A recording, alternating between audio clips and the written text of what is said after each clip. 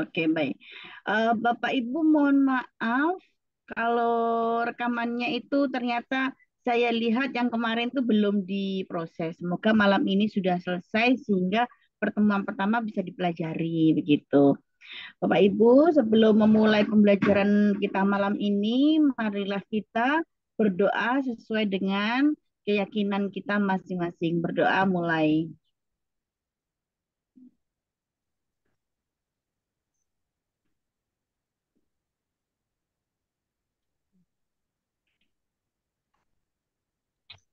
Selesai. Bu Bayani bisa mendengarkan suara saya? Iya bisa Ibu, bisa. Ini baru bisa saya masuk Ibu. Oke, Alhamdulillah.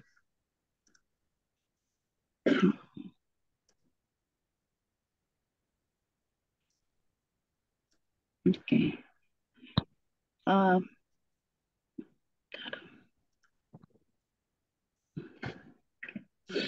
Eh, Bapak Ibu, malam ini kita akan belajar studi kasus PPG piloting tahun 2024. Nah, studi kasus itu ada atau tidak resminya belum ada keputusan sampai saat ini. Baik di tingkat LPTK kami pun juga belum tahu ya. Saya sebagai eh, itu tidak tahu, tidak tahu apa ya namanya. Ini ada atau tidak begitu ya Bapak Ibu. Tapi saya mempersiapkannya jauh-jauh hari. Jadi kalau biasanya kurang dari 2 minggu akan ada sosialisasi dari LPTK. Jadi kalau nanti ada, kita sudah siap. Kalau ternyata tidak ada, alhamdulillah begitu. Jadi kalau pas takutnya kita nggak siap kurang 2 minggu, nah akhirnya kita keteteran sendiri begitu. Studi khusus PPG itu seperti apa? Jadi materinya memang kisi-kisinya saya ambilkan masih sama seperti Maret 2024, Bapak Ibu. Nah ini yang kemarin ya, mungkin Bapak Ibu yang retaker kemarin sudah mencoba, sudah melalui ini ya. Jadi kemarin tuh ada pelaksanaan UP.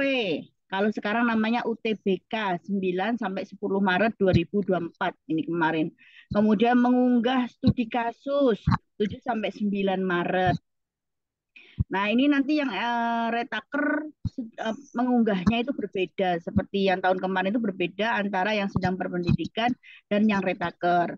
Kemudian UKIN-nya, Bapak Ibu yang di sini ada yang berpendidikan atau retaker semua? Bu Nur Hayati sedang berpendidikan. Kalau Bu Bayani, Retaker Ibu.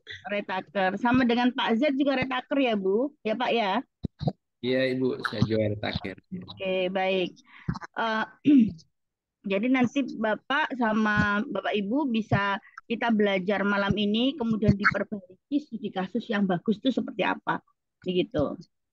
Jadi ini yang kita sekarang. Nah, jadi pelaksanaannya UTBK 21 sampai dengan 22 September.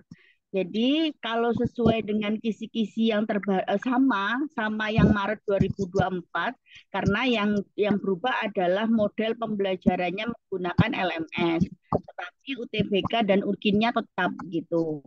Nah, itu tanggal 21 sampai dengan 22 September. Itu adalah UTBK-nya. Sedangkan penilaian studi kasus ini masuk kepada UTBK. Begitu. Bu Bayani dan Pak Z, yang UKIN-nya sudah lulus berarti ya? Iya iya Ibu. Oke, baik. Ya, Ah, sudah lulus UGIN. baik. Ini jadwalnya kita Bapak Ibu. Jadi ini pertemuan kedua Senin, besok kita Selasa. Ini akan saya share ya. Selasa itu kita akan membahas besok KL PPG 2 soal PJK. Kemudian Jumat 16 Agustus yaitu PPG 3 soal PJK. Jadi soal PJK kali ini tuh 80 jumlahnya, SJT-nya itu 20. Nah, kemudian Senin, Selasa, Jumat Bapak Ibu. Jadi saya Rebu Kemis ada kegiatan kalau malam mengajar anak-anak yang akan ikut lomba dihajar di tingkat intermediate. Kemudian Sabtu Minggu masih mengajar, kadang masih mengisi di UT. Jadi kita bisa ketemu Senin, Selasa, Jumat begitu. Jadi malam ini Bapak Ibu belajar membuat studi kasus. Nanti pertemuan ke-10 studi kasusnya Bapak Ibu akan saya revisi. Kurangnya dari mana, perlu ditambah apa begitu. Oke. Kemudian dokumen laporan studi kasus. Jadi laporan studi kasus dibuat berdasarkan kasus yang ditemukan selama praktek pembelajaran atau pengalaman sendiri. Nah, boleh pengalaman retaker itu boleh pengalaman saat PPL, karena Bapak Ibu PPL, boleh saat saat mengajar, karena Bapak Ibu punya siswa ya, punya siswa mengajar. Jadi laporan studi kasus dapat disusun dengan metode STAR, situasi atau task, action, result. Jadi situasi atau task ini situasi kasus yang ada atau yang dialami siswa. Kemudian action, tindakan yang telah Anda lakukan dalam menghadapi situasi atau kasus di atas, ada hasil dan dampak dari tindakan yang Anda lakukan. Oke, kita lanjut. Jadi, perubahan unggah studi kasus, laporan menyusun studi kasus, kemudian diuji plagiasi, menguji naskah plagiasi dengan Turnitin, syarat plagiasinya kurang dari 30%. Begitu ya Bapak Ibu. Kemarin Bapak Ibu yang sudah di ini uji plagiasi kok ada yang dari kampus, ada yang terserah kepada pesertanya. Jadi besok sebelum dari kampus diuji dulu Bapak Ibu. Jadi harus ini sudah berapa persen begitu. Nah, kalau UPU saya sudah di bawah 30%, tapi poin-poin penilaiannya tidak ada, maka nilainya juga kecil. Oke, baik. Halaman pertama adalah hasil uji plagiasi. Yang saya mengingatkan lagi, halaman selanjutnya adalah berisi laporan studi kasus diunggah di sistem. Nah, oke. Jadi ketentuan pembuatan laporan studi kasus. Laporan studi kasus digunakan dalam uji tertulis berupa laporan yang ditulis berdasarkan kasus pilihan peserta yang ditemukan selama praktek pembelajaran. Berdasarkan pengalaman sendiri, ini kebanyakan kadang teman-teman itu membuat pengalaman milik orang lain dari internet atau penulisannya yang kurang tepat ya seperti itu. Laporan studi kasus terdiri dari 4 bagian dengan ketentuan sebagai berikut. Ini 4 bagiannya tidak boleh lebih, tidak boleh kurang. Yang pertama adalah deskripsi studi kasus. Pada bagian ini, mahasiswa menuliskan kasus yang pernah dialami dalam merancang pembelajaran terstruktur yang berkesinambungan dengan memadukan materi pedagogik dan teknologi melalui pendekatan yang relevan, yang menghasilkan nilai terukur untuk kepentingan pembelajaran sesuai karakteristik siswa. Dalam kasus tersebut, mahasiswa juga mendeskripsikan metode dan hasil evaluasi pembelajaran sesuai dengan perkembangan peserta didik, kurikulum, dan lingkungan belajar. Berdasarkan rancangan yang disusunnya, bagian ini disusun berdasarkan pertanyaan berikut. Sebutkan topik kasus yang akan Anda uraikan. Mengapa topik tersebut penting? Ini adalah deskripsi. Tidak boleh panjang-panjang, 100 sampai 150 kata. Kemarin saya menjadi guru pamong, kalau sudah saya studi kasus kok ada 9 lembar, itu sudah saya coret Bapak Ibu. Saya tidak mau menilai, begitu. Kemudian analisis situasi itu 200 sampai 250 kata. Boleh lebih Bu, tidak. Begitu. Kalau saya kemarin saya tidak mau menerima lebih ya Bapak Ibu. Oke. Pada bagian ini mahasiswa melakukan analisis situasi yang terjadi pada saat membuat rancangan dan evaluasi pembelajaran. Selain itu, mahasiswa perlu menjelaskan perannya saat merancang dan melakukan evaluasi pembelajaran, pihak yang terlibat, tantangan serta hambatan dalam kegiatan tersebut. Bagian ini disusun berdasarkan pertanyaan berikut. Jelaskan situasi yang terjadi pada saat perancangan dan evaluasi pembelajaran tersebut terkait topik yang sudah dipilih.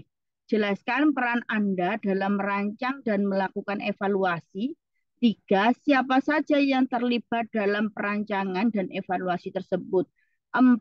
Jelaskan tantangan dan hambatan yang Anda hadapi pada saat merancang dan melakukan evaluasi pembelajaran terkait dengan masalah pada topik tersebut. Oke, jadi analisis situasi itu hanya boleh 200 sampai 250 kata. Tidak boleh lebih ataupun kurang ya Bapak Ibu. Nah, kemudian alternatif solusi itu ada 250 sampai 300 kata. Pada bagian ini, mahasiswa memberikan alternatif solusi berupa tindakan yang telah dilakukan dalam menghadapi kasus atau situasi tersebut. Bagian ini disusun berdasarkan pertanyaan berikut. Langkah nyata apa yang dilakukan dalam menghadapi tantangan merancang pembelajaran dan melakukan evaluasi pembelajaran? Sumber daya atau materi apa yang digunakan untuk menjawab tantangan tersebut? Evaluasi alternatif solusi itu 250 sampai 300 kata. Evaluasi 100 sampai 150 kata. Tidak boleh lebih ya Bapak Ibu. Pada bagian ini mahasiswa diminta menuliskan hasil dan dampak dari langkah nyata yang telah dilakukan. Oke. Penilaiannya bagaimana? Begitu. Sekarang saya akan bagaimana sebagai guru pamong saya akan menilai ini studi kasusnya bagus atau tidak. Itu saya lihat pertama adalah merancang pembelajaran secara struktur berdasarkan pengalaman pembelajaran sebelumnya. Nah, oke. Kalau seperti ini saya berharap Bapak Ibu itu akan mendapatkan baik sekali. Menggunakan rancangan pembelajaran yang terstruktur sesuai pembelajaran ideal yang berpusat pada peserta didik. Bapak Ibu, kan kemarin sekarang ada pembelajaran itu TARS, CTL, dan lain-lain. Ada pembelajaran berdiferensiasi. Nah, jadi ada 2 tambahan pembelajaran. Yang Bapak Ibu sudah yang tahun kemarin menggunakan pembelajaran berdiferensiasi, maka yang masih bisa digunakan pada saat ini adalah pembelajaran berdiferensiasi. Oke, kemudian merancang pembelajaran dengan memadukan pengetahuan, pedagogik, teknologi informasi sesuai dengan karakteristik siswa. Menggunakan rancangan baik sekali jika menggunakan rancangan pembelajaran dengan memadukan aspek-aspek pengetahuan, pedagogik, teknologi informasi sesuai pembelajaran disertai pelibatan peserta didik. Jadi Bapak Ibu kalau mau membuat studi kasus, materinya harus jelas apa yang mau disampaikan itu materinya. Pedagogiknya itu model pembelajarannya, media yang digunakan, bukan apa metode yang digunakan. Nah, itu harus jelas. Kemudian teknologinya, kalau bisa ada medianya berbasis teknologi. Itu akan, kalau lengkap tiga-tiganya, maka nilainya akan baik sekali. Oke, lanjut. Jadi indikator yang ketiga yang dinilai adalah mengevaluasi input, proses, dan hasil pembelajaran sesuai perkembangan peserta didik yang mencakup sikap, pengetahuan, dan keterampilan untuk meningkatkan kualitas pembelajaran secara berkelanjutan.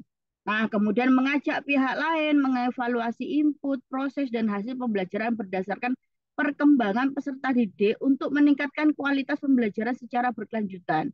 Jadi Bapak Ibu nanti ketika memilih metode pembelajaran media sudah berdiskusi baik dengan wakakurnya, dengan kepala sekolah, dengan Bapak Ibu guru, itu berdiskusi, mengajak berkolaborasi. Jadi jangan sampai nanti saya mulai LKPD, modul ajar, saya kerjakan sendiri. Nah, kata-kata dikerjakan sendiri maka nilainya akan 0 gitu. Jadi lebih baik berkolaborasi dengan beberapa pihak. Oke, inti penilaian selanjutnya mengevaluasi input, proses, dan hasil pembelajaran berdasarkan pada lingkungan belajar untuk meningkatkan kualitas pembelajaran secara berkelanjutan. Bapak Ibu akan mendapatkan baik sekali jika mengajak pihak lain mengevaluasi input, proses, dan hasil pembelajaran berdasarkan lingkungan belajar yang beragam untuk meningkatkan kualitas pembelajaran secara berkelanjutan. Oke, indikator terakhir yang dinilai apa? Mengevaluasi input, proses, dan hasil pembelajaran berdasarkan kurikulum dan konten bidang studi untuk meningkatkan kualitas pembelajaran secara berkelanjutan. Jadi baik sekali itu adalah mengajak pihak lain mengevaluasi input, proses, dan hasil pembelajaran berdasarkan kurikulum dan konten bidang studi untuk meningkatkan kualitas pembelajaran secara berkelanjutan. Itu adalah poin-poinnya Bapak Ibu. Jadi jangan sampai mengejar Turnitinnya kurang dari 30%, tapi poin-poinnya untuk penilaian tidak terlihat, maka nilainya juga kecil. Oke, baik. Cara menulis laporan studi kasus, yaitu deskripsi studi kasus itu adalah 100 sampai 150 kata, di mana intinya itu topik kasus yang Anda uraikan, mengapa topik ini penting. Itu harus jelas. Kemudian analisis situasi, jelaskan situasi yang terjadi. Peran Anda di sana apa, siapa yang terlibat dalam pembuatan, tantangannya apa dan hambatan. Itu ada 200 sampai 250 kata. Kalau bisa tidak boleh kurang dan tidak boleh lebih. Sedangkan alternatif solusi, langkah nyata yang telah dilakukan apa? Sumber daya atau materi yang digunakan untuk menyelesaikan kasus itu apa? Itu 120 sampai 300 kata. Sedangkan evaluasi, jelaskan hasil dan dampak dari langkah nyata yang telah dilakukan, baik bagi siswa dan guru. Itu 100 sampai 150 kata, Bapak Ibu. Jadi, saya contohkan ya. Contoh di sini, jadi mungkin saya contohkan itu adalah miliknya guru SD begitu ya. Tapi Bapak Ibu nanti bisa diadaptasi, diadaptasi dengan mapelnya Bapak Ibu. Karena di sini sekarang mapel itu tidak, oh ini matematika, ini fisika, ini enggak. Di LMS materinya sama. Makanya sampai sekarang juga dihapus yang namanya jurusan di SMA, begitu ya Bapak Ibu. Diharapkan baik siswa dan Bapak Ibu guru dalam pendidikan PPG pun bidang itu dihapus. Diharapkan Bapak Ibu lebih mudah lulusnya begitu. Oke, baik. Saya contohkan Bapak Ibu mengenai studi kasus itu nulisnya seperti apa itu. Makanya kalau saya ngoreksi kemarin Maret itu studi kasus kok sampai 9 lembar, langsung saya coret. Tidak ada studi kasus sampai 9 lembar. Bapak Ibu studi kasus itu 2 lembar atau 3 lembar itu mentok sudah. Jadi tidak banyak-banyak. Jadi ini contoh ini ya. Ini contoh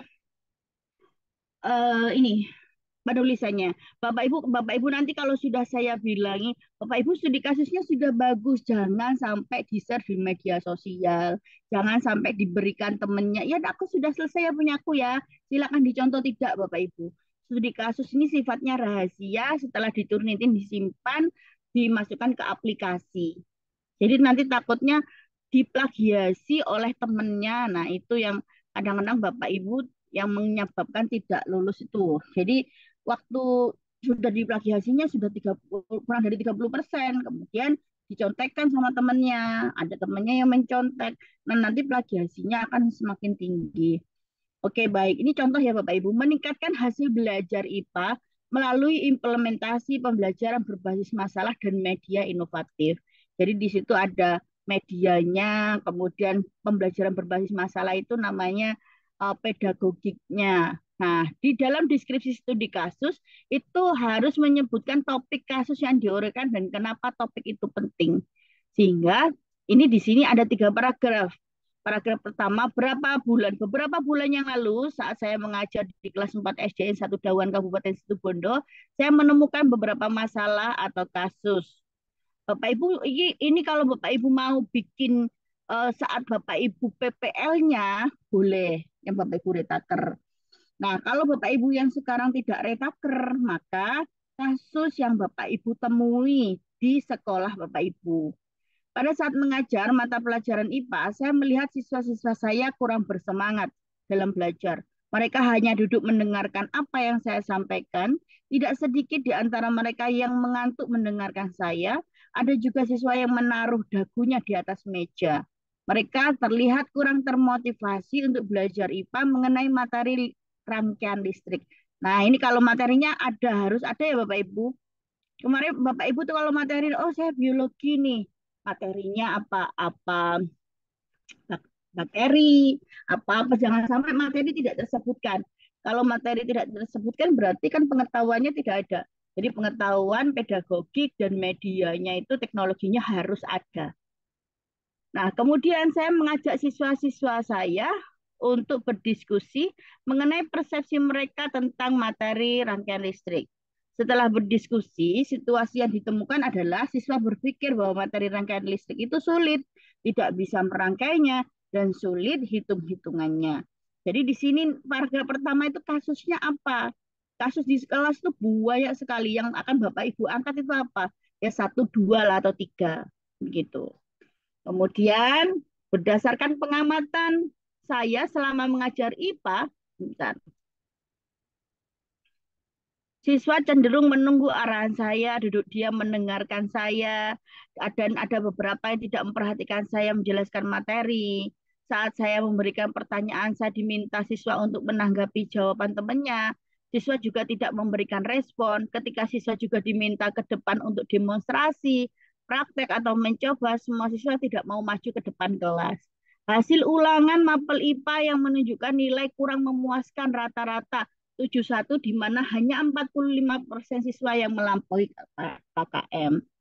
Nah, Bapak Ibu, di sini harus ada nilai. Nilai itu kan asesmen itu kan ada kognitif, afektif, psikomotor begitu ya. Meskipun di Gumer itu tidak disebutkan rapotnya hanya satu, tetapi di dalam sebuah analisis studi kasus, Bapak Ibu menyebutkan nih afektifnya, oh anaknya males, nah, tidak mau menjawab gitu. Kemudian nilainya kognitifnya harus tampak rata-rata 71 di mana hanya 45% siswa yang melampaui KKM. Kalau Gumer itu KKTP sama saja. Nah, jadi Bapak Ibu di sekolahnya memakai apa? Gumer atau kurikulum 2013. Oke, kemudian yang paragraf ketiga itu harus menyebutkan kenapa penting ini. Sebagai seorang guru, saya tertantang untuk mengubah cara siswa belajar mengenai rangkaian listrik. Materi ini sangat penting. Kenapa penting? Kenapa topik yang diangkat ini penting? Karena mereka akan berhadapan dengan listrik setiap saat. Mereka harus memiliki keterampilan bagaimana memanfaatkan dan terhindar dari kelalaian listrik terkait listrik. Saya berharap siswa belajar IPA lebih menyenangkan dan sesuai dengan karakteristik anak-anak serta sesuai karakteristik mata pelajaran IPA. Sehingga saya berharap dapat meningkatkan hasil belajar IPA. Oke, Bapak Ibu. Mungkin di sini ada Bu Nur Hayati, Pak Z atau Bu Bayani yang mau ditanyakan nih. Begitu. Kira-kira sudah ngerti di sini enggak? Jangan mengejar hanya Turnitinnya, tapi poin-poinnya tidak dapat. Kasusnya apa, kenapa topik ini penting, begitu. Ketiga nilai pertama itu harus minimal. Kalau anaknya itu nggak mau masuk, malas-malas kan harus diikuti dengan nilainya yang kurang baik, begitu. Jadi poin-poin itu harus ada, Bapak Ibu. Kalau tidak ada, ya sudah. Oh, poinnya tidak ada yang mau dinilai, tidak ada kasusnya. Nilai afektif kognitif, afektif, psikomotornya juga nggak ada, maka ya nilainya kurang begitu. Mungkin ada yang ditanyakan, Bapak Ibu, sebelum saya lanjutkan.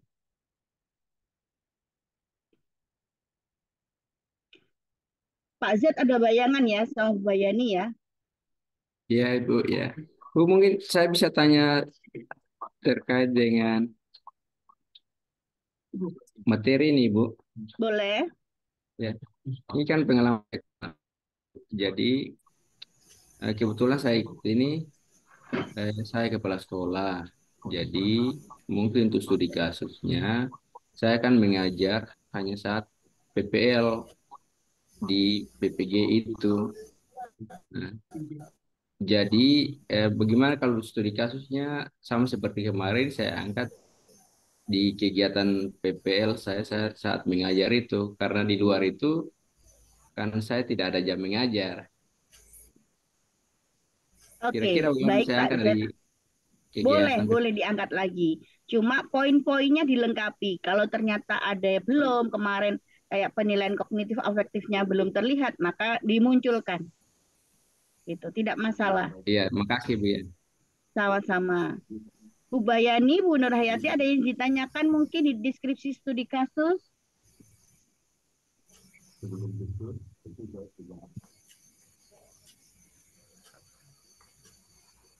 Gimana Bapak Ibu sudah cukup? Ya, untuk sementara Ibu tidak ada yang ditanyakan. Oke, baik ya. Jadi kita lanjut, Bapak Ibu. Kita lanjut yang namanya yang kedua, analisis situasi. Oke. Jadi analisis situasi di sini menjelaskan situasi yang terjadi itu seperti apa. Kemudian perannya Bapak Ibu itu apa? Siapa yang terlibat? Bagaimana tantangan dan hambatan? Itu harus ada pada analisis situasi. 4 poin ini akan menjadi penilaian. Jika tidak ada salah satu, maka nilainya akan kurang. Nah, berdasarkan kasus yang saya angkat, kemudian saya berdiskusi dengan rekan guru kelas 4 tentang materi yang sudah disampaikan sebelumnya. Nah, ini melibatkan orang, berarti rekan sejawat. Selain itu, saya juga berharap mendapatkan cara-cara untuk mengatasi kasus yang saya angkat. Selain dengan rekan guru, saya juga membaca dari berbagai sumber terkait kasus dan hal-hal yang bisa saya lakukan untuk menyelesaikan kasus yang ada. Saya juga membaca materi mengenai cara menyusun indikator untuk mengukur ketercapaian tujuan pembelajaran. Oke, saya berdiskusi dengan teman sejawat mengenai pendapat beliau tentang kuis dan LKPD-nya. Selain itu, saya bertanya kepada teman saya, guru penggerak di sekolah saya, tentang perumusan kriteria ketercapaian tujuan pembelajaran KKTP. Jadi kalau di luar tadi KKM, kalau di sini KKM. Kalau di luar tadi KKTP, maka di sini KKTP. Bapak Ibu menggunakan yang mana? Dan metode pembelajaran yang menarik sesuai dengan kebutuhan siswa. Nah, itu. Jadi ada diskusi-diskusi dengan beberapa teman sejawat. Jangan sampai saya kerjakan sendiri, itu enggak ada. Nilainya kecil sudah. Dari beberapa ide pembelajaran yang menarik, saya memilih pembelajaran berbasis masalah yang didukung dengan media pembelajaran inovatif untuk mengajarkan materi IPA topik rangkaian listrik. Pembelajaran berbasis masalah sesuai dengan materi yang akan dibahas karena terkait rangkaian listrik. Rangkaian listrik banyak kesalahan atau miskonsepsi yang terjadi dalam kehidupan sehari-hari.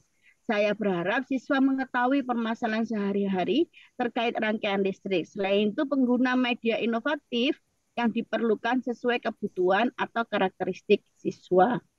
Nah, ini di sini sudah mulai yang terlibat ada situasinya bagaimana. Sebenarnya saya masih kesulitan dalam menemukan permasalahan sehari-hari yang bisa digunakan selama mengajar. Nah, ini adalah tantangan atau hambatan. Ada di paragraf terakhir. Poin-poin itu sudah ada. Saya juga kesulitan menemukan media pembelajaran inovatif yang sesuai dengan karakteristik dan mampu bersesuaian dengan gaya belajar siswa. Untuk itu, saya mencoba menyatakan kepada siswa berkaitan dengan media apa yang paling mereka sukai. Termasuk juga saya membuat beberapa pertanyaan harapan mereka ketika belajar dengan saya. Tetapi kolaborasi dengan teman sejawat, saya mampu mengatasi tantangan ini.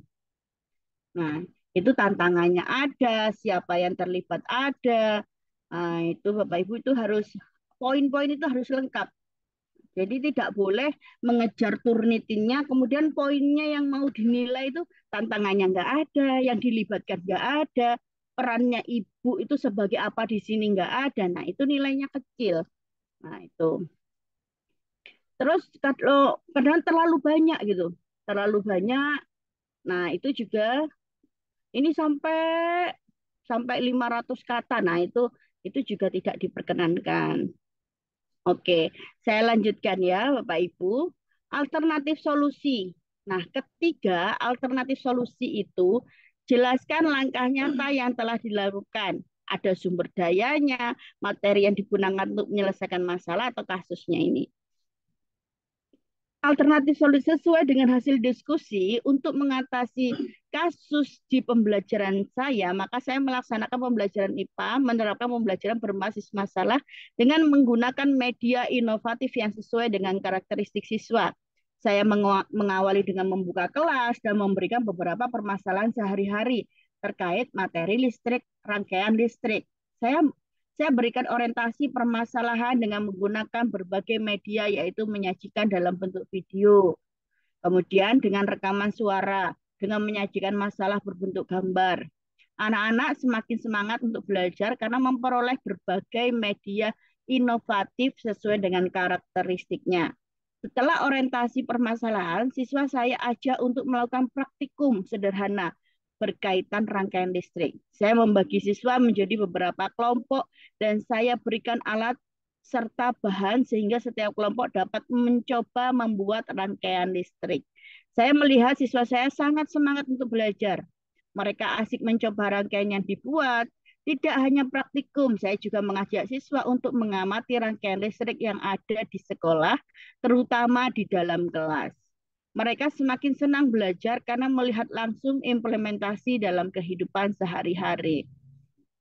Nah, jangan lupa paragraf selanjutnya itu materi sumber daya yang dimanfaatkan itu apa? Sumber daya yang saya manfaatkan tidak memakan biaya terlalu banyak karena saya hanya membutuhkan baterai, lampu senter, dan beberapa kabel yang sudah ada di kit IPA sekolah. Selain itu, media inovatif yang digunakan saya buat sendiri, baik rekaman video atau rekaman suara, tetapi gambar saya cari di Google. Nah, sumber daya itu yang mendukung pembelajarannya Bapak Ibu, gitu ya. Tidak lupa saya izin kepada kepala sekolah untuk penerapan pembelajaran dengan juga melakukan observasi atau pengamatan rangkaian listrik yang ada di sekolah. Itu adalah alternatif solusi, Bapak Ibu.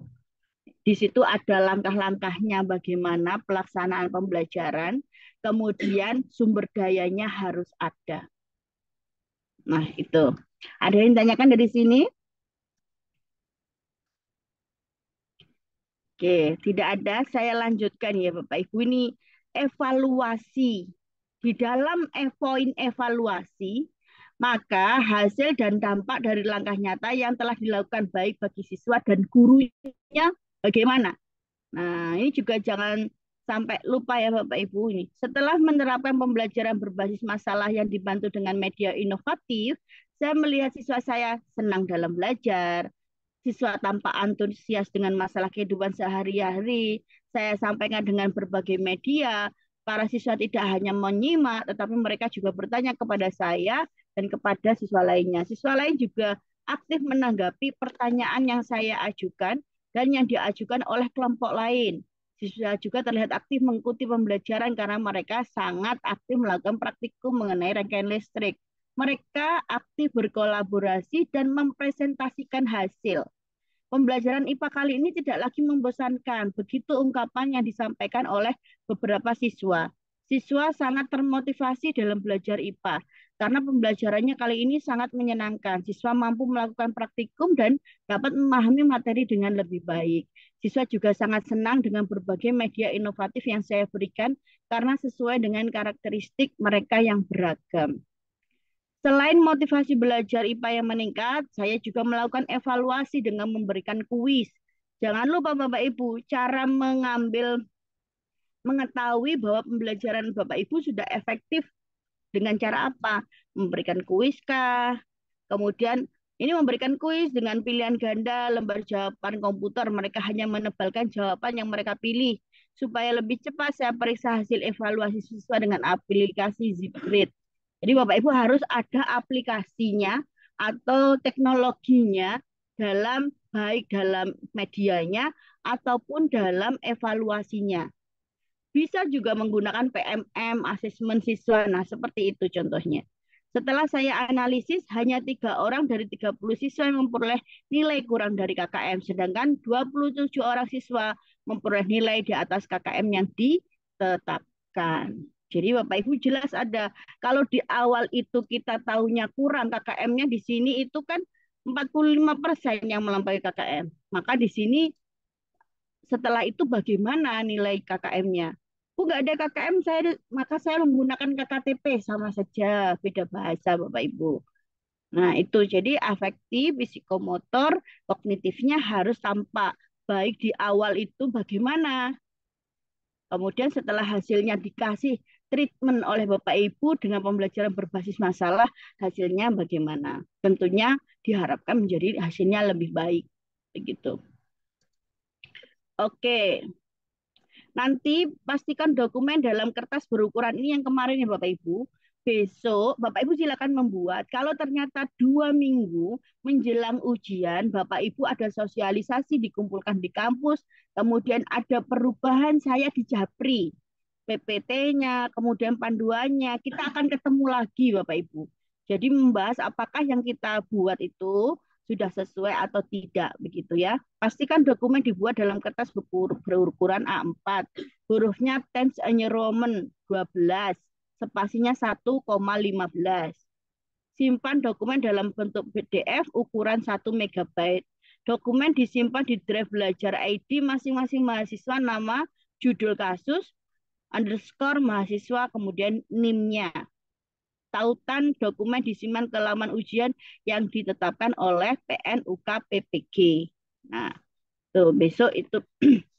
Jadi minimal Bapak Ibu yang kemarin sudah membuat, sudah dibuat, dilihat-lihat lagi. Apakah poin-poin ini, poin-poin di setiap indikator itu apakah sudah muncul di deskripsi studi kasus, analisis situasi, alternatif solusi, evaluasinya bagaimana. Nah, begitu. Oke. Ada yang ditanyakan, Bapak Ibu? Kalau tidak ada, saya lihat dulu contohnya studi kasus yang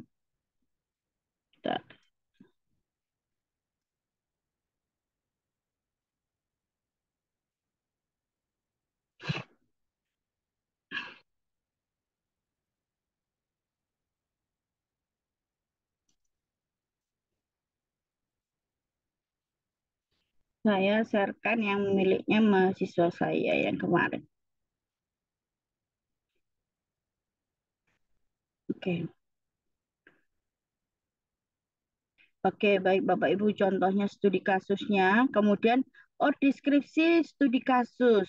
Bapak Ibu kan tidak mungkin menghitung satu-satu katanya. Di sini kan 100 ya Bapak Ibu. 100 sampai 150. Bapak Ibu blok, kemudian review, kemudian Bapak Ibu tahu word count. Nah, lihat di sini. Itu jumlah katanya, kalau atas itu kan halamannya 1. Word count itu jumlah katanya 146. Oh, berarti sudah memenuhi kurang dari 150. Begitu ya Bapak Ibu. Jadi caranya gitu. Oke, ini analisis situasi. Di blok dulu. Bentar. Ini untuk mengetahui jumlah ininya. Bentar. Untuk mengetahui jumlah kata-kata. Analisis situasi, kemudian di word count, jumlahnya berapa? 232. Ini kan 200 sampai 250. Oh, berarti sudah memenuhi. Jadi caranya klik, kemudian review, word account, Bapak Ibu mencari jumlah katanya. Nah, seperti ini ya kemarin ya. Jangan, makanya saya kalau ada studi kasus sampai 9 lembar itu pasti saya tidak menilai Bapak Ibu. Saya tolak itu. Oke, analisis alternatif solusi, evaluasi. Sudah cukup ini Bapak Ibu. Cukup segini saja. Jadi nggak sampai yang berlembar-lembar, sampai hasil belajarnya dilihatkan, tidak. Foto-fotonya tidak. Kalau memang Bapak Ibu, saya mau memperlihatkan fotonya, ada videonya, boleh. Di bawah itu dikasih keterangan, kemudian link video pembelajaran, itu boleh. Gitu. Tetapi yang untuk ini ya, untuk meyakinkan penilai bahwa benar-benar sudah dilakukan ini studi kasus. Itu boleh. Yang tidak boleh itu ada gambar-gambar di tengah-tengah ini, kemudian ada yang menurut saya tidak masuk penilaian, terus dikasih gambar, kasih apa, itu saya tidak ada, karena tidak ada dalam penilaian Bapak Ibu. Oke, baik. Ada yang ditanyakan Bapak Ibu? Besok kita akan ketemu jam 7 sampai jam 8 lah. Jam 7 sampai 8. Jadi Senin, Selasa, Rabu. Rabu tidak. Senin, Selasa, Jumat. Senin, Selasa, Jumat begitu. Jadi insya Allah meskipun mumpung sedikit saya utamakan dulu Bapak Ibu nanti baru saya akan akhir-akhir itu ada gelombang 2 yang Bapak Ibu yang sedang berpendidikan begitu. Ada yang ditanyakan dari Ibu Bayani, Pak Z, Bu Nur Hayati mengenai studi kasus ini. Besok kita sudah mulai membahas PCK, soal PCK dan tips dan triknya bagaimana kita menyelesaikan soal PCK. Karena soal PCK itu kadang panjang dalam satu layar monitor itu pertanyaannya apa begitu. Kalau kita nanti ada tips dan triknya akan lebih mudah untuk apa ya, untuk menganalisa dan menjawab soal.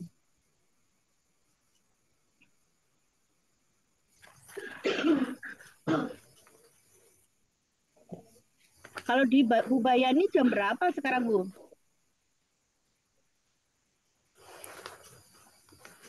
Jam 8, Ibu. Oh, sudah jadi. Kalau Pak Z, Pak? Ini lagi 12 menit jam 10. Lumayan. Lumayan memang harus energinya ya, Pak.